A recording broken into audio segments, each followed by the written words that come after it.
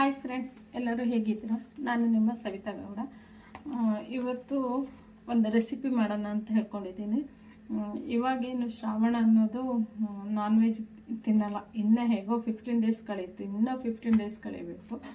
ಏನು ಮಾಡೋದು ಫುಡ್ಗೆ ಅನ್ನೋದು, ಊಟಕ್ಕೆ ಏನು ಮಾಡೋದು ಅನ್ನೋದು ದೊಡ್ಡದಾಗ್ಬಿಟ್ಟಿದೆ. ಯಾಕಂದ್ರೆ ಫಿಶ್ ತಿನ್ನೋರಿಗೆ, ನಾನ್ ವೆಜ್ ತಿನ್ನೋರಿಗೆ ಜಾಸ್ತಿ ದಿನ ವೆಜ್ಜು ತಿನ್ನಬೇಕಂದ್ರೆ ಆಗಲ್ಲ. ಅದಕ್ಕೆ ಅದರಲ್ಲಿ ನಾನ್ ವೆಜ್ಜಲ್ಲೇ ಏನಾದರೂ ಮಾಡ್ತಾ ಇರಬೇಕಲ್ಲ, ಅದಕ್ಕೆ ಇವತ್ತೇನಾದರೂ ಒಂದು ಹೊಸ ರೆಸಿಪಿ ಮಾಡೋಣ ಅಂತ ಹೇಳ್ಕೊಂಡು ಟ್ರೈ ಮಾಡೋಣ ಅಂತ ಅಂದ್ಕೊಂಡಿದ್ದೀನಿ. ಅದೇ ಮಾಮೂಲಿ ಮಶ್ರೂಮ್ ಗ್ರೇವಿ ಮಾಡೋಣ ಅಂತ. ಮೊನ್ನೆ ಸಾಂಬಾರು ಮಾಡಿದ್ದೀನಿ. ಇದನ್ನು ಚಿಕನ್ ಥರನೇ ಯಾವ ರೀತಿ ಮಾಡೋದು ಅಂತ ಮಾಡ್ತಿದ್ದೀನಿ. ತುಂಬ ಚೆನ್ನಾಗಿರುತ್ತೆ. ಒಂಥರ ನಾನ್ ವೆಜ್ ತಿನ್ನಂಗೆ ಇರುತ್ತೆ, ತುಂಬ ಟೇಸ್ಟಿಯಾಗಿರುತ್ತೆ. ಇದು ನಾಟಿ ಮಶ್ರೂಮ್ ಅಲ್ಲ. ಲಾಸ್ಟ್ ಟೈಮ್ ನಾನು ಮಾಡಿದ್ನಲ್ಲ, ಅದು ನಾಟಿ ಮಶ್ರೂಮ್ ಆಗಿತ್ತು. ಇದು ನಾನು ಮಾರ್ಕೆಟಲ್ಲಿ ತೊಗೊಬಂದಿದ್ರು ನಮ್ಮ ಮನೆಯವರು. 2 ಪ್ಯಾಕೆಟ್ ತೊಗೊಬಂದಿದ್ರು. ಅದರಲ್ಲಿ ಒಂದನ್ನು ಇವತ್ತು ಗ್ರೇವಿ ಮಾಡ್ತೀನಿ. ನನ್ನ ಮಗಗೆ ಇದ್ರದ್ದು ಬಿರಿಯಾನಿ ಅಂತಂದರೆ ತುಂಬ ಇಷ್ಟ. ನಾಳೆ ಟ್ರೈ ಮಾಡ್ತೀನಿ ಬಿರಿಯಾನಿನ. ಅದಕ್ಕೆ ಇದನ್ನು ಹೇಗೆ ಮಾಡೋದು ಅಂತ ತೋರಿಸ್ತೀನಿ. ಇದು ಎಷ್ಟು, ಒಂದು 50 ಇರ್ಬೋದೇನೋ, ಮೋಸ್ಟ್ಲಿ 200 ಗ್ರಾಮ್ ಇದೆ. ಎಷ್ಟು, 90 ರೂಪಾಯಿ ಇದೆ. 90 ರೇಟ್ ಗೊತ್ತಾಗುತ್ತೆ, ಕಾಣಿಸ್ತಾ ಇಲ್ಲ, ಉಲ್ಟಾ ಆಗ್ತಾ ಇದೆ. 90 ರೂಪಾಯಿ ಇದೆ. ಕೊಡ್ಬೋದು. ಇದನ್ನೆಲ್ಲ ನೀಟಾಗಿ ಸುಳಿಬೇಕು. ಇಲ್ಲ ಅಂತಂದರೆ ಇದ್ರ ಒಳಗೆ ಚಿಕ್ಕ ಚಿಕ್ಕದು ಹುಳ ಇರುತ್ತೆ. ನಾಟಿಲಾದರೆ ಅಷ್ಟಿರಲ್ಲ, ಯಾಕಂದರೆ ಅದು 1 ಡೇ ಅಷ್ಟೇ ಹೇಳೋದು. ಸಾಯಂಕಾಲ ಅನ್ನೋಷ್ಟರಲ್ಲಿ ಮತ್ತೆ ವೇಟ್ ಮಾಡ್ದಂಗೆ ಅರಳು ಬಿಡುತ್ತೆ, ಅದು ತಿನ್ನೋಕ್ಕಾಗಲ್ಲ. ಆದರೆ ಇದು ಹಾಗಲ್ಲ. ಇದು ಹೀಗೆ ಇಡೋದ್ರಿಂದ ಚಿಕ್ಕ ಚಿಕ್ಕದಿದ್ದಾಗಿರುತ್ತೆ. ಅದರೊಳಗೆ ನೀಟಾಗಿ ವಾಶ್ ಮಾಡಬೇಕಿಲ್ಲ ಅಂದರೆ ಸ್ವಲ್ಪ ಹುಳಗಳನ್ನೆಲ್ಲ ಇರುತ್ತಲ್ಲ, ಲೇಟ್ ಆಗುತ್ತೆ. ಇದು ಮಾಡುವಾಗ ಸ್ವಲ್ಪ ಕ್ಲೀನಿಂಗ್ ಮಾಡುವಾಗ ಲೇಟ್ ಆಗುತ್ತೆ. ಯಾವ ರೀತಿ ಮಾಡ್ತೀನಿ ಅಂತ ನೋಡ್ಕೊಬನ್ನಿ. ಹಾಗೆ ನನ್ನ ಚಾನಲನ್ನು ಯಾರು ಇದು ಫಸ್ಟ್ ಟೈಮ್ ನೋಡ್ತಾ ಇದ್ದೀರೋ ಪ್ಲೀಸ್ ಸಬ್ಸ್ಕ್ರೈಬ್ ಮಾಡಿಕೊಂಡು ನೋಡಿ. ಹಾಗೆ ಯಾರೆಲ್ಲ ಸಬ್ಸ್ಕ್ರೈಬ್ ಮಾಡಿಕೊಂಡು ನೋಡ್ತಾ ಇದ್ದೀರಲ್ಲ, ಪ್ಲೀಸ್ ಲೈಕ್ ಕೊಟ್ಟು ಸಪೋರ್ಟ್ ಮಾಡಿ. ಸಬ್ಸ್ಕ್ರೈಬ್ ಮಾಡಿಕೊಂಡು ನೋಡ್ತಾ ಇದ್ದವರಿಗೆಲ್ಲರೂ ನನ್ನ ಕಡೆಯಿಂದ ತುಂಬ ಧನ್ಯವಾದ ಹೇಳ್ತೀನಿ. ಹಾಗೆ ನಾನು ಮುಂದೆ ಹಾಕುವಂಥ ವಿಡಿಯೋಗಳನ್ನೆಲ್ಲ ನೋಡಿ ಸಪೋರ್ಟ್ ಮಾಡಿ ಅಂತ ಕೇಳ್ಕೊತೀನಿ. ಈಗ ಮಶ್ರೂಮ್ ಯಾವ ರೀತಿ ಮಾಡ್ತೀನಿ ಅಂತ ಹೇಳ್ತೀನಿ ಬನ್ನಿ. ಇದನ್ನು ನೀಟಾಗಿ ಮೇಲ್ಗಡೆ ಇರುತ್ತಲ್ಲ ಸ್ಕಿನ್ನನ್ನೆಲ್ಲ ತೆಗಿಬೇಕು. ಯಾಕಂತಂದರೆ ಚಿಕ್ಕ ಚಿಕ್ಕದು ಹುಳ ಇರೋದು ಜಾಸ್ತಿ ಇದರೊಳಗೆ, ಅದಕ್ಕೋಸ್ಕರ ಅದನ್ನು ತೆಗಿಲೇಬೇಕು. ಇಲ್ಲ ಅಂತಂದರೆ ನಾಟಿದಾದರೆ ಏನೂ ಪ್ರಾಬ್ಲಮ್ ಆಗೋಲ್ಲ. ಯಾಕಂತಂದರೆ ಅದು 1 ಡೇ ಆಗೋದಲ್ಲ, ತುಂಬಾ ಚೆನ್ನಾಗಿರುತ್ತೆ. ಇದು ನೋಡಿ, ಈ ಥರ ತೆಗಿಬೇಕು. ಬೇಗನೆ ಬರುತ್ತೆ, ಬಾಳೆಹಣ್ಣು ಸಿಪ್ಪೆ ಸೋಲ್ದಂಗೆ ಬೇಗ ಬರುತ್ತೆ. ಆ ಒಳಗಡೆ ಕಾಣಿಸುತ್ತಲ್ಲ, ಅದು ಬ್ಲ್ಯಾಕನ್ನೆಲ್ಲದು ತೆಗಿಬೇಕು. ಇದು ಫಸ್ಟು ಇಷ್ಟು ಮಾಡ್ಕೋಬೇಕು, ಆಮೇಲೆ ಮತ್ತೆ ಹೇಗೆ ತೆಗಿಬೇಕು ಅಂತ ಮತ್ತೆ ತೋರಿಸ್ತೀನಿ.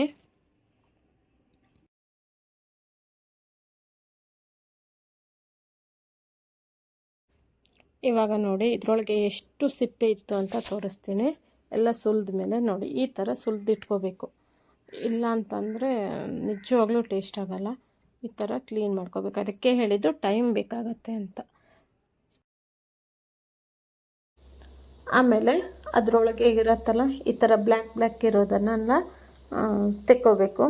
ಒಂದು ಸ್ಪೂನಿಂದ ಅಥವಾ ಚಾಕುವಿಂದ ತಗೊಂಡ್ರೆ ಬರುತ್ತೆ. ಅದು ಪೀಸ್ ಮಾಡಿಬಿಟ್ಟು ಈ ಥರ ಕಟ್ ಮಾಡಿಕೊಂಡು, ಅದು ಎಲ್ಲಿ ಬ್ಲ್ಯಾಕ್ ಇರುತ್ತಲ್ಲ ಅದನ್ನಷ್ಟೇ ನಾವು ತಗೋಬೇಕು. ಒಂದು ಶೇಪಲ್ಲಿ ತಗೊಬಿಡಬೇಕು.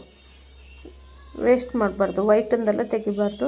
ಜಸ್ಟ್ ಅದು ಹೋಗೋ ತನಕ ಅಷ್ಟೇ ಈ ಥರ ತಗೊಬಿಡಬೇಕು. ಮತ್ತು ಅದನ್ನು ನೀಟಾಗಿ ವಾಶ್ ಮಾಡ್ತಾಯಿದ್ರು ಅಷ್ಟೇ ಆಗುತ್ತೆ, ಫುಲ್ ಅಷ್ಟೇ ವೇಸ್ಟ್ ಆಗೋಗುತ್ತೆ. ಅದಕ್ಕಿಂತ ಈ ಥರ ಮಾಡ್ಕೊಬಿಟ್ರೆ ಸರಿ ಹೋಗುತ್ತೆ. ಅಷ್ಟು ಈ ಥರ ಮಾಡಿಟ್ಕೋಬೇಕು.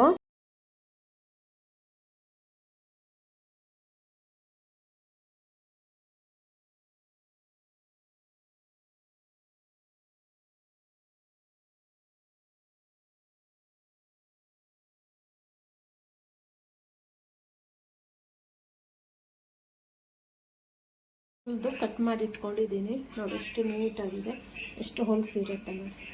ನಾನು ಮಾರ್ಕೆಟಿಂದ ತಂದರೆ ಇದೇ ಥರ ಕ್ಲೀನ್ ಮಾಡ್ಕೊಳ್ಳೇಬೇಕು. ಇಲ್ಲ ಅಂತಂದರೆ ಎಲ್ಲ ಹುಳಗಳು ಇರುತ್ತೆ. ಅಷ್ಟು ಕ್ಲೀನಾಗಿದೆ.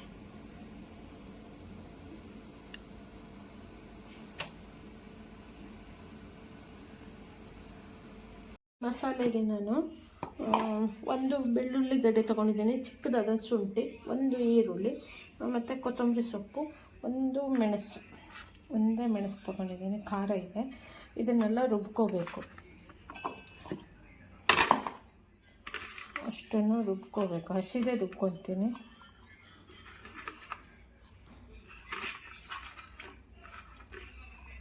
ಆಮೇಲೆ ಒಂದು ಅರ್ಧ ಸ್ಪೂನ್ ಆಗೋಷ್ಟು ಅರಿಶಿನ, ಒಂದು ಅರ್ಧ ಸ್ಪೂನ್ ಆಗೋಷ್ಟು ಅರಿಶಿನ, ಇವಿಷ್ಟನ್ನು ಹಸಿದೇ ರುಬ್ಕೊಬರ್ತೀನಿ. ರುಬ್ಕೊಬಂದಿದ್ದೀನಿ. ಇವಾಗ ಒಂದು ತವ ಇಟ್ಕೊತೀನಿ, ಅದು ಹುರ್ಕೋಬೇಕು. ಇದನ್ನು ಹುರಿಬೇಕು. ಸ್ವಲ್ಪ ಆಯಿಲ್ ಹಾಕ್ಕೊಂಡು ಹುರಿಯೋಣ. ಒಂದು ಪಾತ್ರೆ ಇಟ್ಕೊಂಡು ಸ್ವಲ್ಪನೇ ಎಣ್ಣೆ ಹಾಕ್ಕೋಬೇಕು. ಆಮೇಲೆ ಮತ್ತೆ ಎಣ್ಣೆ ಹಾಕಿರ್ತಿದೆ, ಅದಕ್ಕೆ ಸ್ವಲ್ಪನೇ ಎಣ್ಣೆ ಹಾಕ್ಕೊಂಡು ಕಟ್ ಮಾಡಿದಂಥ ಈರುಳ್ಳಿನ ಚಿಕ್ಕದಾಗಿ ಕಟ್ ಮಾಡಿ ಹಾಕ್ಕೋಬೇಕು. ಅದನ್ನು ಸ್ವಲ್ಪ ಫ್ರೈ ಆಗೋ ತನಕ ಹಿಂಗೆ ಹುರಿತಾ ಇರಬೇಕು, ಸ್ವಲ್ಪ ಚೇಂಜಸ್ ಆಗಲಿ. ಇವಾಗ ಸ್ವಲ್ಪ ಒಂದು ಟೊಮೆಟೊ ಹಾಕಿದ್ದೀನಿ, ಒಂದು ಸ್ವಲ್ಪ ಕರಿಬೇವು, ಚೂರು ಅರಿಶಿನ, ಮತ್ತು ಇವಾಗ ಉಪ್ಪು. ಆಮೇಲೆ ನೋಡ್ಕೊಂಡು ಹಾಕಬೇಕು, ಸದ್ಯಕ್ಕೆ ಸ್ವಲ್ಪ ಹಾಕ್ತೀನಿ. ಇದಿಷ್ಟನ್ನು ಚೆನ್ನಾಗಿ ಮಿಕ್ಸ್ ಮಾಡ್ಕೋಬೇಕು. ಎಣ್ಣೆ ಸ್ವಲ್ಪನೇ ಹಾಕಿದ್ದೀನಿ, ಯಾಕಂತಂದರೆ ಮತ್ತೆ ಎಣ್ಣೆ ಹಾಕ್ಕೊಂಡು ಅದು ಹಸಿ ಮಸಾಲವನ್ನು ಹುರ್ಕೋಬೇಕಲ್ವ, ಅದಕ್ಕೆ ಸ್ವಲ್ಪ ಎಣ್ಣೆ ಹಾಕಿದ್ದೀನಿ.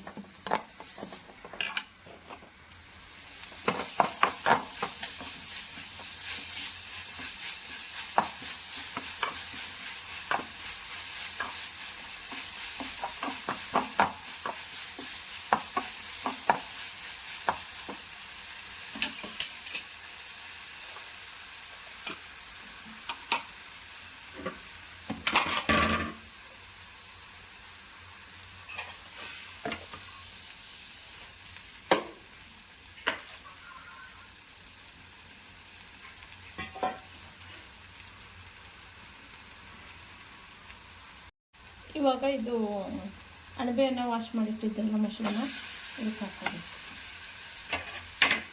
ಹಾಕ್ಕೊಂಡು ಮಿಕ್ಸ್ ಮಾಡ್ಕೋಬೇಕು.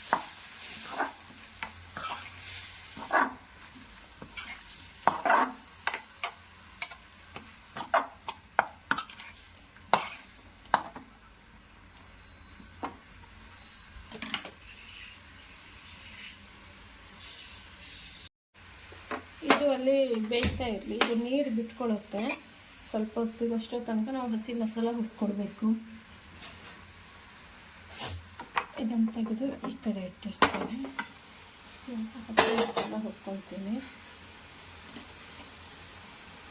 ಯಾಕಂದರೆ ಅದು ಒಮ್ಮೆಲೆ ಆಗ್ಬಿಡತ್ತೆ, ಇಲ್ಲ ಬಾಯ್ಲ್ ಆಗ್ತಾ ಇರುತ್ತೆ. ಅಲ್ಲೇ ನೀರು ಬಿಟ್ಟತ್ತೆ, ಮಶ್ರೂಮು ಅಲ್ಲೇ ನೀರು ಬಿಟ್ಕೊಳತ್ತೆ. ಈಗ ಇದಕ್ಕೆ 1-2 ಸ್ಪೂನ್ ಆಗೋಷ್ಟು ಮತ್ತೆ ಆಯಿಲ್ ಹಾಕ್ಕೊಂಡಿದ್ದೀನಿ.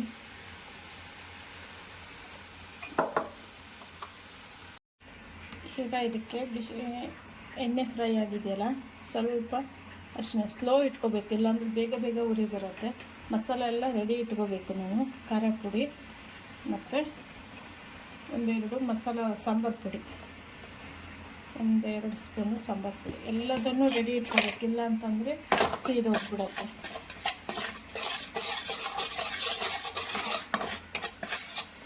ಚೆನ್ನಾಗಿ ಇದಾಗ್ತಾಯಿದೆ.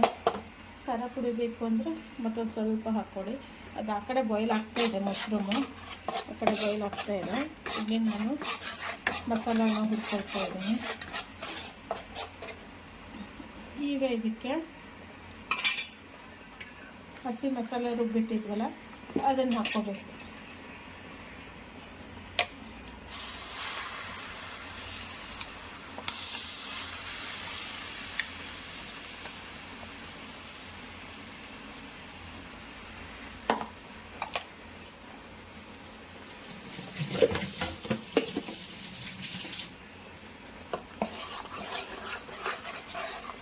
ಸ್ವಲ್ಪ ಫಾಸ್ಟ್ ಮಾಡ್ಕೊಳ್ಳಿ, ಇವಾಗ ಕೈ ಬಿಡಬಾರ್ದು, ಸಿಡಿದ್ಬಿಡತ್ತೆ.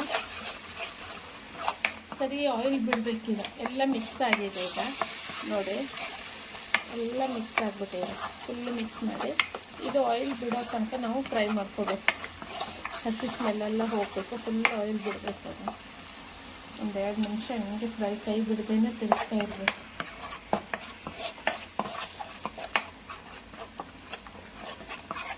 ಸಾಲ್ಟ್ ಬೇಕಾದರೆ ಒಂದು ಸ್ವಲ್ಪ ಉಪ್ಪು ಹಾಕ್ಕೊಳ್ಳಿ. ಅವಕ್ಕೂ ಸ್ವಲ್ಪ ಹಾಕಿದ್ವಲ್ಲ, ಈಗ ಒಂದು ಸ್ವಲ್ಪ ಜಾಸ್ತಿ ಹಾಕಿದ್ರೆ ಉಪ್ಪು ಹಾಕ್ಬಿಡ್ತೀನಿ. ಇದಕ್ಕೆ ಈಗ ಗರಂ ಮಸಾಲ, 1 ಸ್ಪೂನ್ ಆಗೋಷ್ಟು ಗರಂ ಮಸಾಲ ಫ್ಲೇವರ್.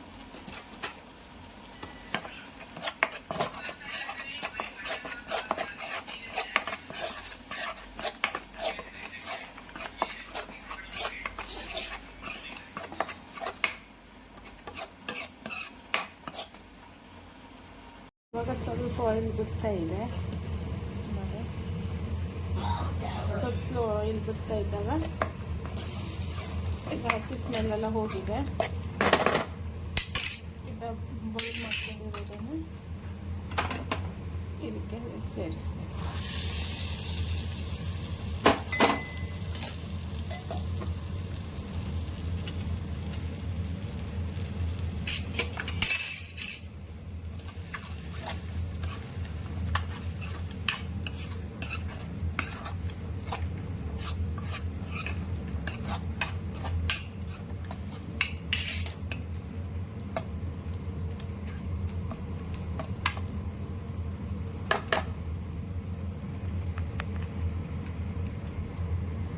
ಚಿಕನ್ ಥರ ಆಗಿದೆ ನೋಡಿ. ಚಿಕನ್ ಸುಕ್ಕ ಇರತ್ತಲ್ಲ ಆ ಥರ ಆಗಿದೆ.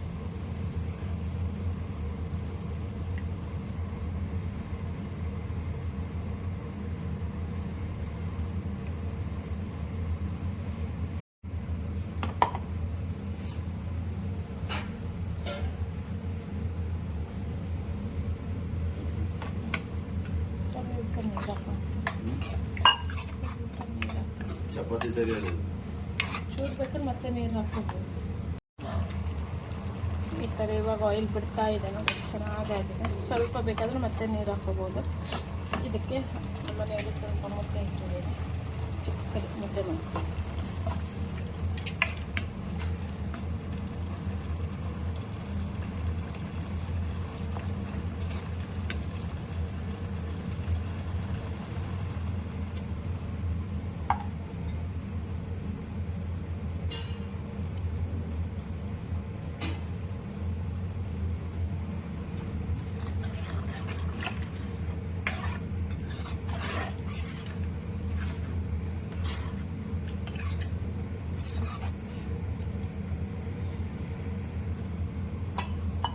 ನೀರು ಹಾಕ್ಕೊಂಡಿದ್ದೀನಿ, ಯಾಕಂದರೆ ಮುದ್ದೆಗಲ್ವ ಸ್ವಲ್ಪ ಗ್ರೇವಿ ಥರ ಇರಲಿ.